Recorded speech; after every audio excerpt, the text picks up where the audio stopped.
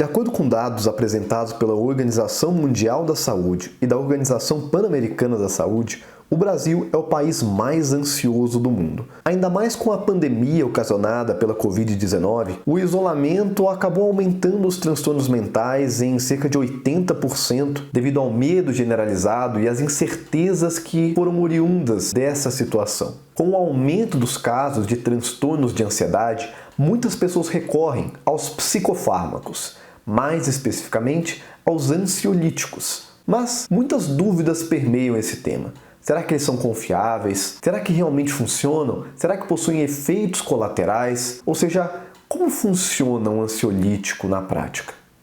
Olá, eu sou Lucas Kane, sou biólogo com pós-graduação em neurociências pela UFMG, terapeuta e hipnólogo. Resumidamente, sou um estudioso da mente humana e esse é o canal Hipnologia. Nesse vídeo, eu quero responder as principais perguntas sobre o funcionamento de um ansiolítico, te explicar de verdade como funcionam esses medicamentos.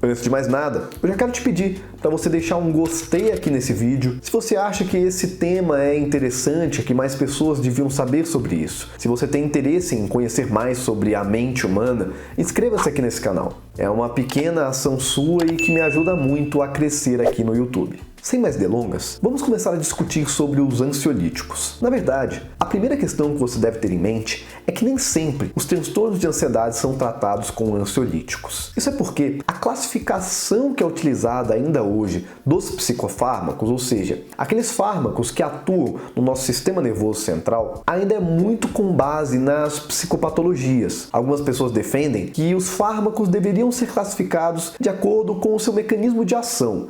Por quê? Isso é porque é muito comum que transtornos de ansiedade sejam tratados com medicamentos que são considerados antidepressivos, principalmente com inibidores seletivos da recaptação de serotonina, que em algum vídeo posterior quero explicar com mais detalhes como eles funcionam. Mas aqui eu quero destrinchar um pouco mais sobre o funcionamento dos ansiolíticos propriamente ditos, que normalmente são indicados para pessoas que têm crises de ansiedade. Na maioria das vezes, os ansiolíticos serão utilizados em momentos de crise, em momentos que a pessoa tem aquela crise aguda de ansiedade. Embora em alguns casos também são prescritos esses remédios para a utilização contínua e diária. De toda forma, já fica aqui a informação de que é muito comum que transtornos de ansiedade também sejam tratados com antidepressivos, como sertralina, fluoxetina, escitalopram, entre outros. Os ansiolíticos, na verdade, são depressores do sistema nervoso central. O que significa ser um depressor do sistema nervoso central?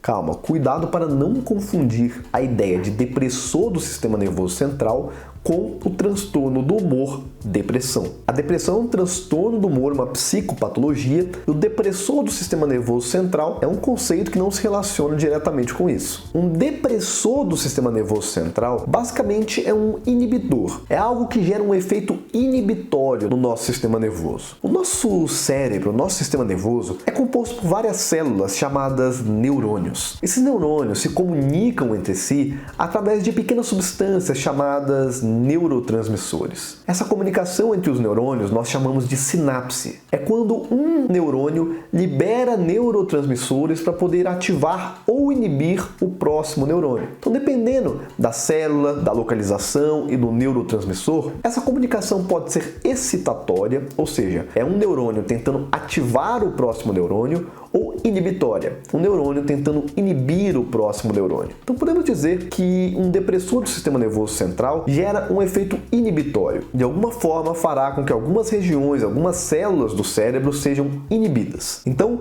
um ansiolítico basicamente aumenta a neurotransmissão inibitória no seu cérebro. Há de se imaginar então que os ansiolíticos agem inibindo que regiões do cérebro envolvidas com ansiedade sejam ativadas, principalmente áreas áreas do nosso sistema límbico. Existe uma estrutura no nosso sistema límbico chamada amígdala cerebral. Essa amígdala cerebral é a principal estrutura relacionada com o medo e a ansiedade. De certa forma, os ansiolíticos geram uma neurotransmissão inibitória, fazendo com que essas regiões sejam menor ativadas, inibindo a ativação dessas regiões. Algo que você deve ter em mente é que a depressão do sistema nervoso central, como um todo, não vai gerar apenas a inibição dessas áreas envolvidas com medo e ansiedade. Então, outros efeitos, além do efeito ansiolítico, podem ser originados a partir desses fármacos. À medida que se aumenta a dose desses fármacos, dessas substâncias inibitórias, espera-se que haja uma sequência, que seria mais ou menos a seguinte. Primeiramente, haveria um efeito de fato ansiolítico.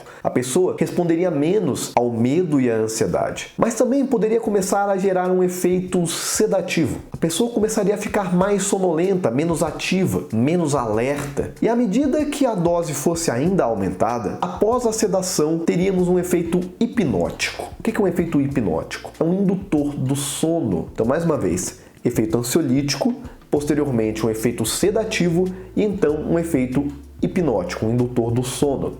É justamente por isso que boa parte dos ansiolíticos também são utilizados no tratamento da insônia. E é justamente por isso também que é muito comum que pessoas que utilizem ansiolíticos relatem uma dificuldade na concentração, até mesmo uma sensação de cansaço, de fadiga e sonolência. São alguns dos efeitos mais comuns e que as pessoas se queixam às vezes de utilizar um ansiolítico. Se aumentássemos indiscriminadamente a dose dessas substâncias, posteriormente, após o efeito hipnótico, teríamos uma anestesia geral. Se ainda assim continuássemos aumentando, provavelmente levaríamos essa pessoa ao coma. E então, se aumentássemos mais ainda, a morte. Não, você não vai entrar em coma ou morrer apenas por utilizar um ansiolítico de uma forma controlada. Mas se você aumentasse indiscriminadamente, esses efeitos poderiam acontecer. Por isso, é sempre importante que você só utilize psicofármacos com indicação médica e com muito cuidado. Outro efeito possível é a perda da memória, uma amnésia. Amnésia que poderia ser anterógrada ou retrógrada. O que isso quer dizer? A pessoa pode acabar se esquecendo de tudo o que aconteceu a partir do momento em que ela tomou aquela medicação. Ou pode até mesmo se esquecer dos fatos que precederam a utilização da medicação. Mais comum é que as pessoas relatem se esquecer dos fatos que aconteceram após a utilização do ansiolítico. É muito comum você ver algumas pessoas que utilizam inclusive essas medicações para o tratamento de insônia, você perceber um comportamento muito diferente dessas pessoas depois que elas tomam a medicação. E naquelas horas ali ou naqueles minutos entre tomar a medicação e dormir, a pessoa nem se lembra de nada que ela fez no dia seguinte. E ressaltando aqui a importância de utilizarmos sempre com muito cuidado, com muito controle, um excesso dessas substâncias também poderia gerar demência em idade mais avançada. Mas o que são exatamente essas medicações? Que medicações são essas que geram a depressão do sistema nervoso central e geram esses efeitos ansiolíticos, hipnóticos, sedativos e etc? Bom, tudo começou na década de 20, quando os barbitúricos foram os primeiros ansiolíticos a gerarem uma grande revolução no mundo contemporâneo. Pois, até então, só o que costumava ajudar quanto ao sono e à ansiedade era o álcool. Não que isso não aconteça mais nos dias de hoje, mas até então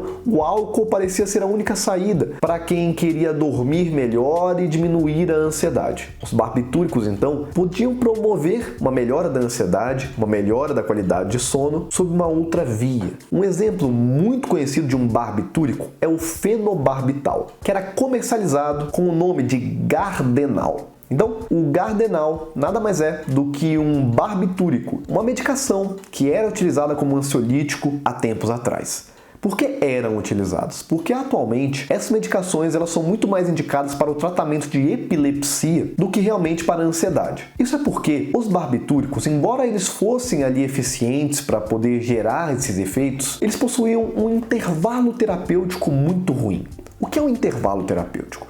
O intervalo terapêutico é o intervalo entre uma medicação gerar um efeito bom e gerar um efeito ruim. Ou seja, um pequeno aumento na dose dessas substâncias já poderia gerar efeitos muito prejudiciais. É justamente por isso que atualmente é muito mais comum que sejam utilizados os benzodiazepínicos. Os benzodiazepínicos são tão eficazes quanto os barbitúricos, porém possuem uma janela terapêutica muito melhor, ou seja, são muito mais seguros de serem utilizados. Alguns nomes comerciais muito conhecidos são o Valium, que é o diazepam, o Rivotril, que é o clonazepam, o Frontal, que é o alprazolam, o Dormicum, que é o mitazolam, e o famoso Boa Noite Cinderela. Sim, o famoso Boa Noite Cinderela nada mais é também do que um benzodiazepínico. Boa Noite Cinderela se trata do flunitrazepam, que pode gerar um efeito hipnótico muito rapidamente. O que podemos concluir então com isso tudo? Essas medicações, elas de fato podem gerar efeitos muito úteis e benéficos no tratamento de ansiedade e insônia. Porém, o uso indiscriminado pode gerar efeitos colaterais tanto no curto quanto no longo prazo. Na maioria das vezes, deveria ser preconizado utilizar essas medicações como parte de um tratamento. Quando a pessoa ela precisa de um alívio sintomático rápido para que ela consiga a partir daí gerar mudanças positivas com relação aos seus hábitos de vida e até mesmo fazer uma boa psicoterapia. Não deveria ser preconizado, na maioria das vezes, utilizar essas medicações por longos períodos de tempo. E muito menos que você utilize sem prescrição médica. Então, se você desconfia que você sofre de ansiedade, procure a ajuda profissional adequada, não utilize medicação sem prescrição e procure algum profissional, alguma profissional que seja realmente de confiança. Procure indicações, avaliações e escolha bem o médico, o psiquiatra, o psicólogo que você irá consultar. Lembrando que só quem pode realmente receitar medicação nesses casos é o médico, mas é extremamente indicado que você faça uma boa psicoterapia independente de qualquer coisa. Se você gostou desse vídeo, deixe um gostei aqui embaixo, inscreva-se nesse canal para você receber mais conteúdo sobre o funcionamento da mente humana. Até uma próxima oportunidade. Tchau, tchau.